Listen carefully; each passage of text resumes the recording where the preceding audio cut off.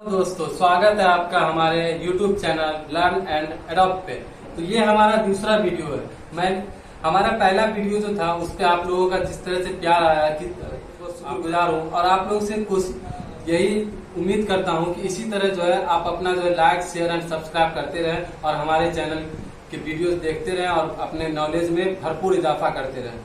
तो हमारा कल का पहला जो वीडियो था उसमें हम बताए थे आप लोगों को केमिस्ट्री क्या होता है, उसके बाद हमने बताया था केमिस्ट्री वर्ड कहाँ से है।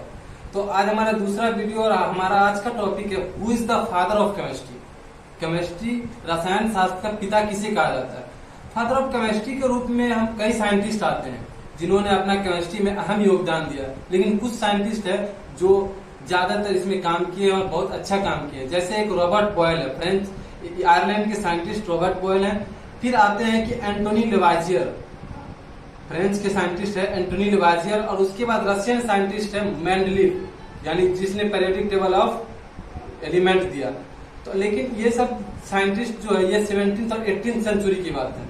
लेकिन सबसे पहले जो केमिस्ट्री के बारे में अच्छे से जाना बताया वो थे अरब विश्वविद्यालय के प्रसिद्ध केमिस्ट्री के जानकार इब्ने हयान, जिनका पूरा नाम था जाबिर इब्ने हयान, जिसको हम गेबर भी कहते हैं। उन्होंने 8th सेंचुरी में यह हमें बता दिया था कि पदार्थों के परिवर्तन का उन्होंने अध्ययन किया कि पदार्थों का परिवर्तन कैसे होता है, और उन्होंने बताया कि विभिन्न तत्वों की गुणवत्ता के बारे में बताया।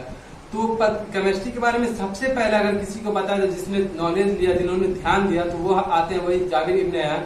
इसलिए इन्हें जो है अल्कीमिया के पिता के रूप में सम्मानित किया गया था। अल्कीमिया शब्द मैंने कल बताया था, अल्कीमिया यानी खनिजों का उत्पत्ति या खनिजों के बारे में। लेकिन ये तो 8th सेंचुरी की बात है। उसके बाद आते हैं हम 17th सेंचुरी में।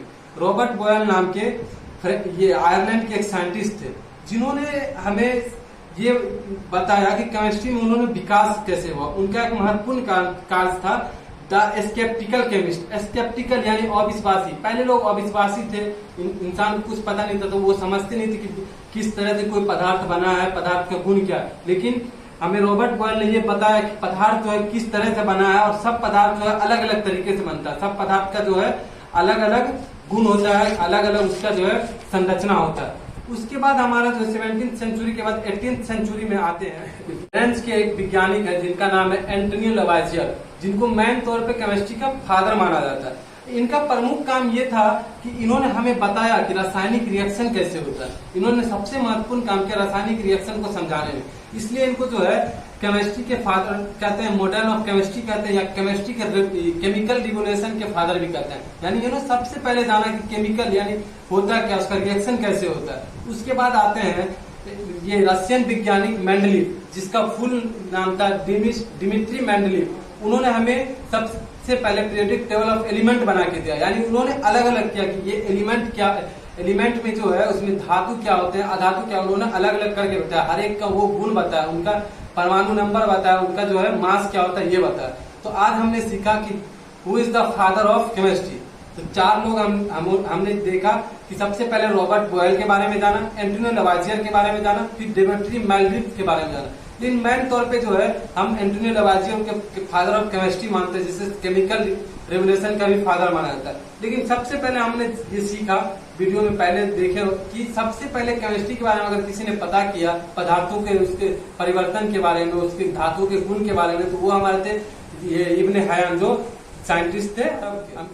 और हम आप आगे की वीडियो में जानेंगे कि पूरी दुनिया में ये केमिस्ट्री शब्द जो है, केमिस्ट्री किस तरह जो पूरी दुनिया में लोग पढ़े, किस तरह धीरे धीरे पढ़ा गया, किस तरह केमिस्ट्री आगे बढ़ा, और फिर इंडिया में केमिस्ट्री का डेवलप कैसे हुआ। नमस्कार।